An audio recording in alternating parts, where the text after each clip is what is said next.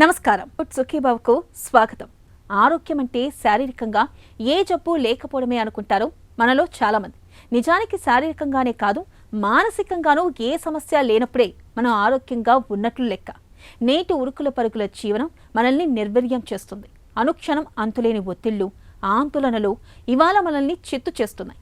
వీటికి తోడు ఒంటరితనం, డిప్రెషన్ ఇవన్నీ కలగలిసి మనలో చాలామందిని ఆత్మహత్యలకు సైతం పురికొల్పుతున్నాయి. ఈ నేపథ్యంలో నిత్య జీవితాన్ని దుర్భరంగా మార్చి మానసిక సమస్యలను ఎదుర్కొనేందుకు ఏం చేయాలో ఇప్పుడు తెలుసుకుందాం. ఆందోళన, ఒత్తిడి మనందరం నిత్యం ఎదుర్కొనేవి. విద్యార్థులకు పరీక్షలొస్తే ఆందోళన మొదలైపోతుంది. యువకులకు ఇంటర్వ్యూలకు హాజరవుతుంటే ఒత్తిడి కమ్ముకొచ్చేస్తుంది. మనలో కొంతమందికి జనంలో మాట్లాడాలంటే ఒకటే కంగారు పడిపోతారు. తీవ్రమైన ఆందోళనకు, ఒత్తిడికి లోనవుతూ ఉంటారు. ఇలా ఆందోళన, ఒత్తిడి అన్నవి పలు రకాలుగా ఉంటాయి. నిజానికి ఎంతో కొంత ఆందోళన, ఒత్తిడి ఉంటేనే మన పనులన్నీ సజావుగా వేళకు పూర్తవుతాయి. ఇది పాజిటివ్ కోణం. అలా కాకుండా ఆందోళనను, ఒత్తిడిలో శృతి మించితే మాత్రం అది నెగటివ్గా పరిణమిస్తుంది. ఈ నెగటివ్ ఒత్తిళ్ల మూలంగా తలనొప్పి, నిద్రలేమి, నీరసం, భయం, చిరాకు, ఏకాగ్రత లేకపోవటం ఇలా అనేక సమస్యలు వచ్చి పడతాయి. స్ట్రెస్ గురించి మాట్లాడని మనిషి లేడు.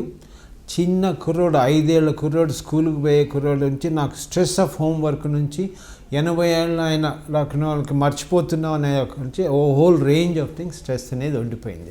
ఎందుకంటే మన జీవితం మారిపోయింది. మన కల్చరల్ ఎఫెక్ట్స్ కానీ మొత్తం మన day to day lifestyle మారిపోయినప్పుడు ప్రతి ఒక్కటి స్ట్రెస్సే. ట్రాఫిక్లో పోవాలంటే స్ట్రెస్, ఆ రోజు నాకు పొద్దున్న న్యూస్ పేపర్ రాకపోతే స్ట్రెస్, ఈరోజు వర్క్ పని మనిషి రాలేదంటే స్ట్రెస్, సాఫ్ట్వేర్ వాళ్ళకి స్ట్రెస్. అట్లా స్ట్రెస్ జీరోగా ఉండాలని మాత్రం ఎప్పుడు అనుకోవద్దు. ఎందుకంటే ఒక ఒత్తిడి ఉంటేనే ఆ షార్ప్నెస్ వస్తుంది. అంటే చెప్తుంటారు చూసారా, కత్తికి పదును పట్టినప్పుడే ఆ ఒత్తిడి ఉన్నప్పుడే షార్ప్ అవుతుంది. అట్లనే మన బాడీకి కానీ మనసుకు కానీ కొంతవరకు ఒత్తిడి కావాలి. దిస్ ఈజ్ వాట్, ఇది మేము గుడ్ యాంగ్జైటీ అంటాం. కానీ అది చేయి దాటిపోయినప్పుడు అది మనల్ని మింగేస్తుంది. అది లేకుండా జాగ్రత్త పడాలంటే ప్రతిసారి వర్క్ చేయండి, స్ట్రెస్ తీసుకోండి, కానీ దాంతో రిలాక్సేషన్ కూడా చేసుకోండి. ఏ విధంగా అన్వైండ్ చేయాలో, హాలిడే కావచ్చు, వీకెండ్స్ కావచ్చు, డైలీ ఎవ్రీ 2 అవర్స్కి 3 అవర్స్కి కొంచెం ఒక 10 మినిట్స్ గ్యాప్ తీసుకోవడం కావచ్చు, రిఫ్రెషింగ్ కావచ్చు, రకరకాలుగా చేస్తుంటారు. యోగా చేస్తారు, రిలాక్సేషన్ చేస్తారు, ఏదైనా పర్లేదు. ఆ ఒత్తిడికి మీరు దొరికారనుకోండి, అది మిమ్మల్ని చక్కబుచ్చుకుంటుంది. ఇంకా బీపీలు, షుగర్లు, హార్ట్ ప్రాబ్లమ్స్ అన్నీ స్టార్ట్ అవుతాయి. One of the important things ఏంటంటే నిద్ర. 7-8 గంటలు రాత్రి నిద్రపోవడం అనేది చాలా చాలా ఇంపార్టెంట్. బ్రెయిన్ స్ట్రెస్ని, మానసిక స్ట్రెస్ని చాలా వరకు రిలీఫ్ చేస్తుంది. సిగరెట్, ఆల్కహాల్, గంజాయి, కొకైన్, బ్రౌన్ షుగర్ ఇవన్నీ మత్తు పదార్థాలు. మత్తుగా, గమ్మత్తుగా మనిషిని చిత్తు చేసే ఈ అలవాట్లు చాలా మందికి మొదట్లో సరదాగా మొదలవుతాయి. పార్టీలు, ఫంక్షన్లలోనూ, స్నేహితుల ప్రోద్బలం వల్లనో, పని ఒత్తిడి మూలంగానో అలవాటవుతూ ఉంటాయి. ఆ తర్వాత అవి మెల్లగా వీడని వ్యసనాలుగా మారిపోతాయి. చివరికి మనిషిని తమ బానిసలుగా మార్చేసుకుంటాయి. కొకైన్, ఓపియం, హెరాయిన్ వంటి మత్తు పదార్థాలు ఇప్పుడు హైదరాబాద్ లాంటి మహానగరాల్లో స్వైర విహారం చేస్తున్నాయి. ఈ డ్రగ్స్ మత్తు వల్ల ఆరోగ్యం దెబ్బతినటమే కాకుండా కుటుంబ సంబంధాలు దెబ్బతినటం, హింసా ప్రవృత్తి పెరగటం వంటి అనేక సామాజిక సమస్యలు తలెత్తుతున్నాయి. నిజానికి మధుమేహం, గుండె జబ్బులు, క్యాన్సర్ అలాగే మత్తుకు బానిస అవటం కూడా ఒక దీర్ఘకాలిక జబ్బు లాంటిదే.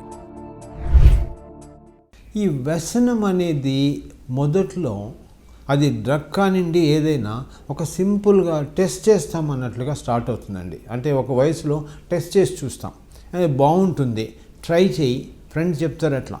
కానీ ఒక్కొక్కసారి ఆ ట్రై చేయడము, టెస్ట్ చేయడంలో మనకు తెలియకుండానే స్లోగా ఊబిలోకి కూరుకుపోతున్నాము అనేది చాలా జాగ్రత్తగా ఉండాలి.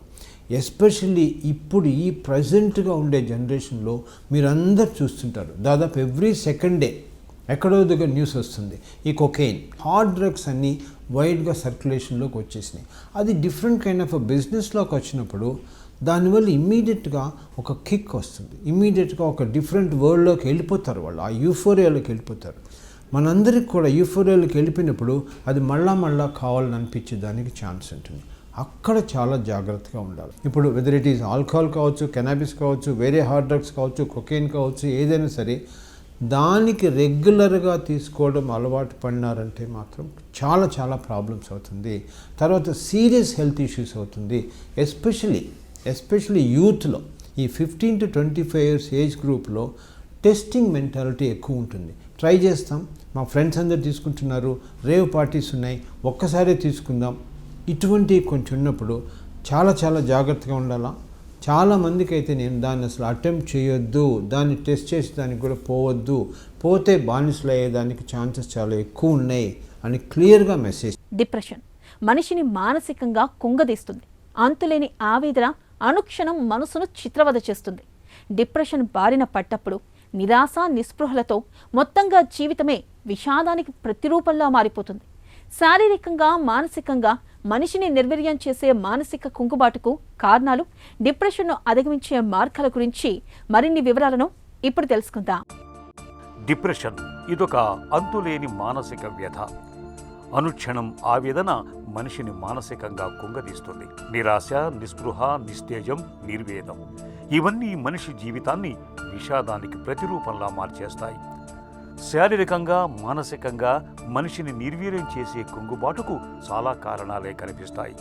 ఆరోగ్య సమస్యలు, పరీక్షల్లో ఫెయిల్ కావటం, ఆర్థిక ఇబ్బందులు ఇవన్నీ మనిషికి తీవ్రమైన మానసిక వ్యాకులతను తెచ్చిపెట్టేవి. మనోవ్యాధికి మందు లేదని, ఒకసారి డిప్రెషన్ బారిన పడితే ఇక దాని నుంచి కోలుకోవటం అసాధ్యమనే నమ్మకం మనలో చాలా మందిలో ఉంది.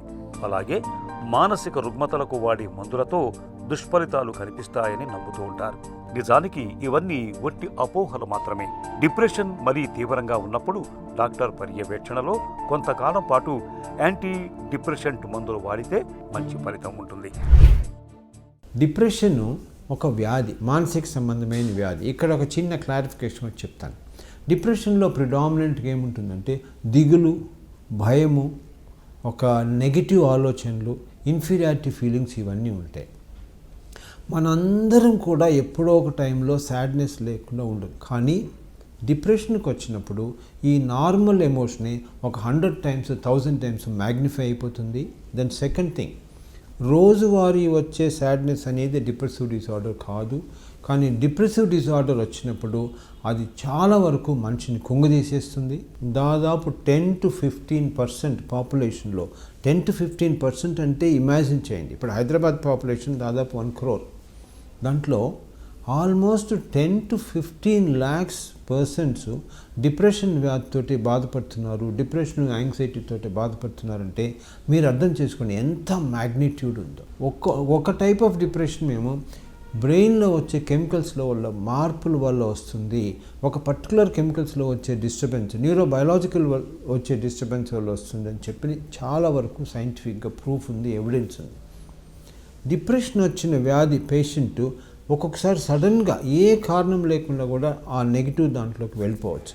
మేజర్ డిప్రెసివ్ డిసార్డర్ ఇందాక చెప్పాను కదా, ఆ విధంగా అట్లా వచ్చినప్పుడు మనోవ్యాధికి మందు లేదని మనకు చాలామందికి ఆ మాటలు అంటుంటారు. కానీ కాదు, డిప్రెషన్ అనేది చాలా ఈజీగా ట్రీట్ చేయగలిగిన వ్యాధి. సింపుల్గా ట్రీట్ చేసుకోవచ్చు.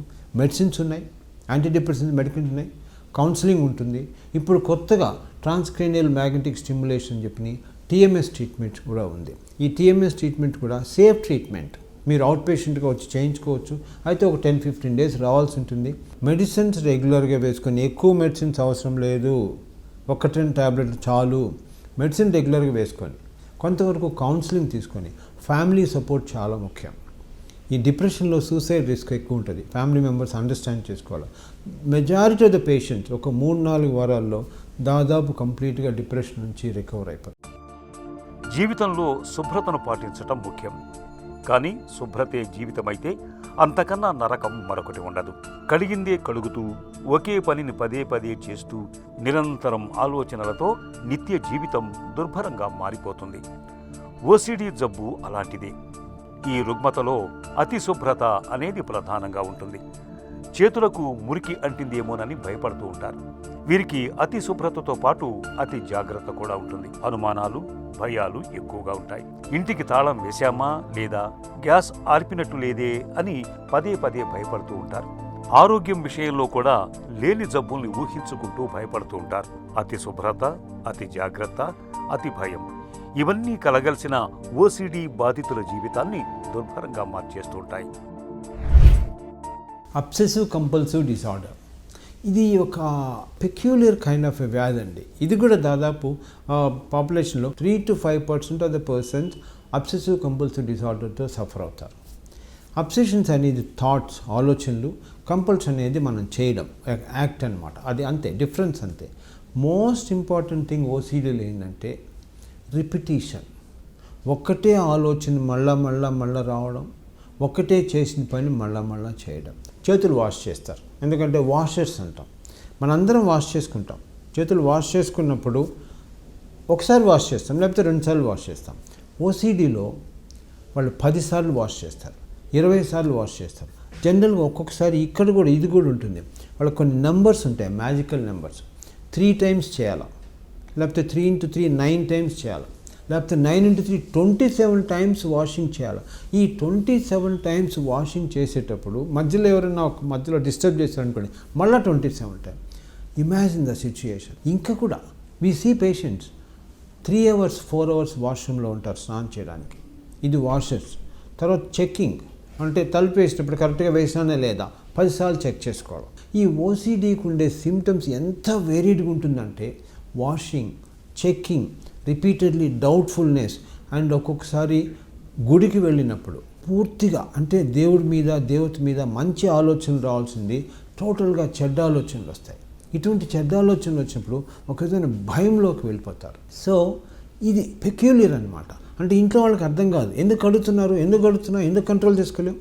వాళ్ళకి కంట్రోల్ చేసుకునే వీలు కాదు. అది బ్రెయిన్లో ఒక powerful kind of an anxiety. దీనికి మందులు ఉన్నాయి, అయితే కొంచెం ఎక్కువ రోజులు కౌన్సిలింగ్ చేయాల్సిన అవసరం ఉంటుంది.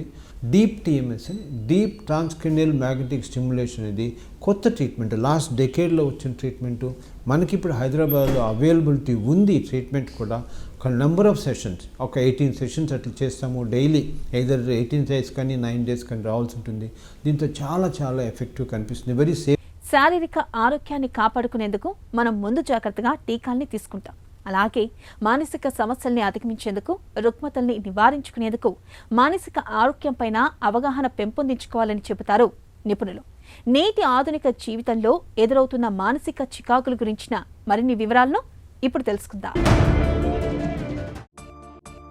పరీక్షలు ఫెయిల్ అవడంతో ప్రాణాలు తీసుకున్న విద్యార్థి, పెద్దలు ఒప్పుకోలేదని ప్రేమికుల ఆత్మహత్య, అప్పులే అన్నదాతకు యమపాశాలు. ప్రతినిత్యం పేపర్లలో మనకు ఇలాంటి వార్తలెన్నో కనిపిస్తూ ఉంటాయి. అభద్రత, అసహాయత, అవహేళన, అవమానాలతో మనసు కకావికలమైనప్పుడు, తమను తాము ఓదార్చుకునే ఆత్మస్థైర్యం లోపించినప్పుడు మదిలో మిదిలే ఒకే ఒక్క ఆలోచన ఆత్మహత్య.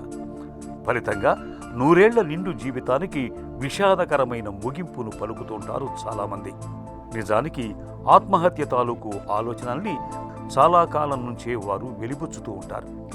ఈ సంకేతాల్ని ఇంట్లో వాళ్ళు కానీ, స్నేహితులు కానీ పసిగట్టగలిగితే ఆత్మహత్యల్ని చాలా వరకు నివారించవచ్చు. అలాగే కొంతమంది యువతలో ఉన్మాద ప్రవృత్తి కూడా పెరుగుతోంది. నాకు దక్కనిది మరెవరికీ దక్కకూడదనే భావన నేటి తరం యువకుల్లో విశృంఖలంగా పెరుగుతోంది. ఈ రకమైన పెడధోరణి ప్రేమ విషయాల్లో ఎక్కువగా కనిపిస్తోందని సైకియాట్రిస్టులు చెబుతున్నారు.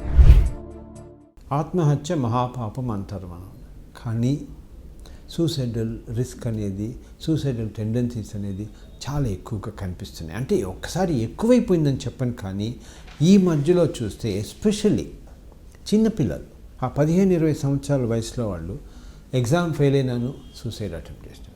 లవ్ ఫెయిల్యూర్ అయింది, సూసైడ్ అటెంప్ట్ చేశారు. పేరెంట్స్ ఏమైనా గట్టిగా మాట్లాడారు, సూసైడ్ అటెంప్ట్ చేశారు. అంటే ఒక్కొక్కసారి మనస్సు చెలించిపోయేటట్లుగా ఉంటుంది. ఈ మధ్యన చూసింటారు, ఒక చిన్న కుర్రోడు, 10th class కుర్రోడు, 9th class కుర్రోడు, 14-15 ఏళ్ళ కుర్రోడు ఒక 30th floor నుంచి కిందకు దూకి చనిపోయాడు. ఎందుకు కలుగుతుంది ఇట్లా? ఆ మనిషి తన ప్రాణం తను తీసుకునేటట్టుగా ఎందుకు కలుగుతుంది ఆలోచన అంటే, లాట్ ఆఫ్ టైమ్స్ డిప్రెషన్ వ్యాధిలో 15% ఆఫ్ ద పేషెంట్స్ లైఫ్ని ఎండ్ చేసుకుంటారు, సూసైడ్ చేసుకొని. కాబట్టి డిప్రెషన్ ఉంటే అది ట్రీట్మెంట్ చేయాల్సి ఉంటుంది. ఒక్కోసారి ఓసిడి ఉన్నప్పుడు, సివియర్ యాంగ్జైటీ ఉన్నప్పుడు, దాంతో వచ్చిన డిప్రెషన్లో కూడా ఈ సూసైడ్ ఐడియాస్ అది వచ్చి దాన్ని ట్రీట్మెంట్ చేయాల్సిన అవసరం ఉంటుంది. సో దీన్ని ట్రీట్మెంట్ చేస్తే lot of times suicidal ideas అనేది కంప్లీట్గా నార్మల్ చేస్తాను అనుకుంటున్నాను. అన్ఫార్చునేట్గా మీరు ఒక పాయింట్ తీసుకుంటే, అంటే లేటెస్ట్ స్టాటిస్టిక్స్ తీసుకుంటే సర్ప్రైజ్ అవుతుంది. మన ప్రపంచంలో ఈరోజు వైలెన్స్, అంటే అది యుద్ధం కావచ్చు, టెర్రరిజం కావచ్చు, మినీ వార్స్ కావచ్చు, వాట్ ఎవర్ ద అటాక్స్ కావచ్చు, మొత్తం ప్రపంచంలో సంవత్సరానికి 6 లక్షల మంది చనిపోతే సూసైడ్ మీద ప్రతి సంవత్సరం 8 లక్షల మంది చనిపోతున్నారు. అంటే వైలెన్స్ కన్నా కూడా అదర్కి, మిగతా వాళ్ళకి హామ్ చేసేదానికన్నా సెల్ఫ్ హామ్ వచ్చే డెత్స్ అనేది ఎక్కువైపోయినాయి. చూడండి ప్రపంచంలో ఎట్లా మారిపోతుంది అనేది. ఇది దాదాపు అన్ని ఏజ్ గ్రూప్స్లో ఉంటుంది. మోస్ట్ కామన్లీ అండర్లయింగ్ డిప్రెషన్ వల్ల ఇటు జరుగుతుంది. మానసిక సంబంధమైన డిప్రెషన్ వల్ల సూసైడ్కి అట్లా పోవడం అది జరుగుతుంది. ఎస్పెషలీ చిల్డ్రన్లో ఈ మధ్య కొన్ని టెండెన్సీస్, ఇంపల్సివ్, అంటే ఫ్రస్ట్రేషన్ టాలరెన్స్ అనేది తగ్గింది.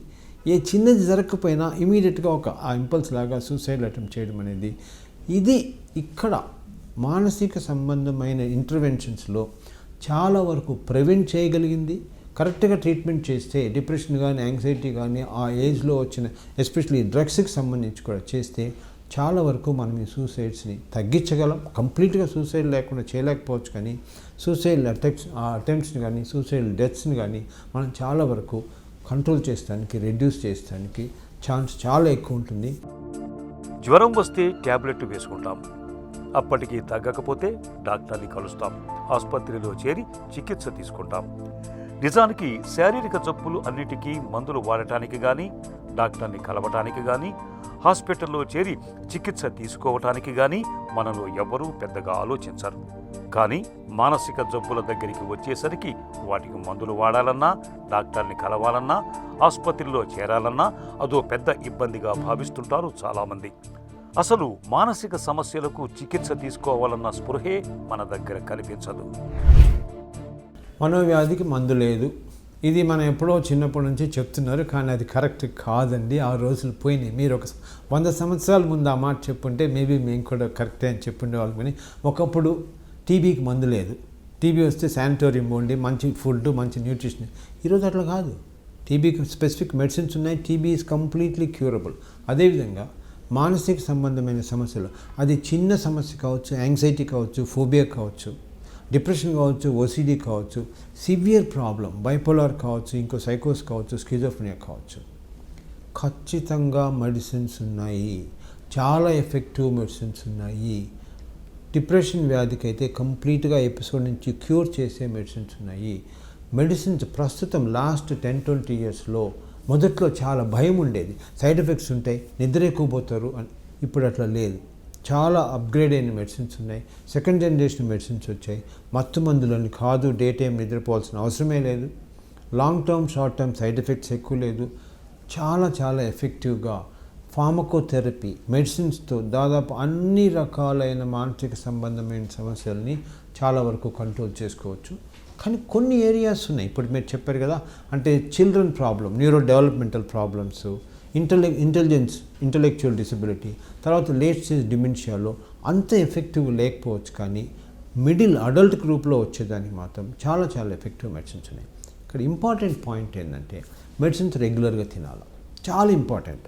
కొంతమంది మెడిసిన్స్ యూజ్ చేస్తారు, వారం 10 రోజులు యూజ్ చేసి మాకు తగ్గలేదంటారు. కాదు, కొంచెం లాంగ్ టర్మ్ మెడిసిన్స్, ఎక్కువ మెడిసిన్స్ అవసరం లేదు, 10 రకాల మెడిసిన్స్ అవసరం లేదు, కాస్ట్లీ మెడిసిన్స్ కాదు, చాలా సైకియాట్రిక్ సంబంధించిన pharmacotherapy medicines, majority of the medicines చాలా చీప్ మెడిసిన్స్ ఉన్నాయి, కాస్ట్ ఎక్కువ కాదు. రోజుకి ఒకసారి 2 సార్లు, పొద్దున ఒక ట్యాబ్లెట్, సాయంత్రం ఒక ట్యాబ్లెట్ అన్నట్టుగా 2-3 ట్యాబ్లెట్లు సరిపోతుంది. కానీ ఇంపార్టెంట్ కరెక్ట్గా వాడాలి. ఫ్యూచర్ ఎవ్రీ డెకేడ్కి అడ్వాన్సెస్ సైకియాట్రీలో చాలా బ్రహ్మాండంగా జరుగుతుంది. చాలా ఎఫెక్టివ్ ట్రీట్మెంట్స్ వస్తున్నాయి. చాలా ఎఫెక్టివ్గా పేషెంట్కి క్యూర్ వరకు పోయేదానికి కూడా ఉంది. అంతకుముందులా కాదు, చాలా ఆప్టిమిస్టిక్గా. అది one of the highly developing field అనమాట బ్రెయిన్ న్యూరో సైన్సెస్ లోపల. కాబట్టి ఆ అపోహకు మాత్రం పోవద్దు. ఒకటి మనకి ఒక చెప్పుకున్నట్లుగానే షుగర్, డయాబెటీస్ మెడిసిన్స్ ఉన్నాయి, కానీ డయాబెటీస్ రాకుండా కొంతవరకు జాగ్రత్తలు తీసుకోగలమా, బీపీ రాకుండా జాగ్రత్తలు తీసుకోగలమా, అదేవిధంగా ఈ మానసిక సంబంధించిన ఒత్తిడి, యాంగ్జైటీలు కూడా మనం కొంతవరకు జాగ్రత్తలు అంటే కొంతవరకు stress, too much of stress కాకుండా ఉండడం, కొంతవరకు మన ఒక దైనందిన జీవితంలోనే ఒక రిలాక్సేషన్ కోసంలో ప్రెషర్స్ ఎక్కువ పెట్టుకోకుండా ఉండడం, ఒక happy life style, healthy life style, దానివల్ల చాలా వరకు మెంటల్ స్ట్రెంగ్త్ డెవలప్ చేసుకునే దానికి కూడా ఉంది. అది చాలా చాలా ఇంపార్టెంట్. ఒక పక్క మెడిసిన్స్ ఉన్నా కూడా అదర్వైజ్ ఆల్సో ఇంపార్టెంట్. ఇప్పుడు డయాబెటీస్కి ఎట్లయితే మందులు తీసుకున్న తర్వాత డైట్ కంట్రోల్, ఎక్సర్సైజ్ ఎట్లయితే ఇంపార్టెంటో, ఇక్కడ కూడా అదేవిధంగా సపోర్టివ్ మెషర్స్ అనేది చాలా ఇంపార్టెంట్ అవుతుంది. Psychiatric problems are treatable. We have effective medicines. Please don't neglect చేసి దాన్ని క్రానిక్ చేసుకోవద్దు. ఎంత త్వరగా డయాగ్నోస్ చేసుకొని ఎంత త్వరగా ట్రీట్మెంట్ తీసుకుంటే అంత బెటర్. డిప్రెషన్ కానివ్వండి, అలాగే ఆత్మహత్య యత్నమైన, మత్తు పదార్థాలకు బానిసలు కావటమైనా, ఇవన్నీ కూడా మన సమాజంలో ప్రధానంగా కనిపించే మానసిక సమస్యలే. ఈ మానసిక సమస్యల్ని సరైన సమయంలో గుర్తించటం ముఖ్యం. అలా గుర్తించాక వాటికి సరైన కౌన్సిలింగ్, చికిత్స తీసుకోవటం అంతకంటే ప్రధానం. మానసిక సమస్యలను నియంత్రించటం, నివారించటం అన్నది సామాజిక బాధ్యతగా ప్రతి ఒక్కరూ గుర్తించాలి.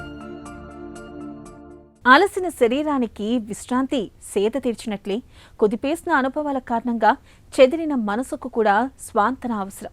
సమతుల ఆహారం, సరైన నిద్ర, తగినంత వ్యాయామం అనేవి శరీరాన్ని నిత్య నూతనంగా ఉంచినట్లే ఉత్సాహభరితమైన మానవ సంబంధాలు, ప్రేమానురాగాలు మన మానసిక స్థితిని చక్కటి ఆరోగ్యంతో ఉంచుతాయి. మానసిక సమస్యలతో సతమతమవుతున్నప్పుడు కుంగిపోకుండా వెంటనే తగిన వైద్య సాయం పొందాలి. అప్పుడే మన శారీరక, మానసిక ఆరోగ్యం బేషుగ్గా ఉంటుంది.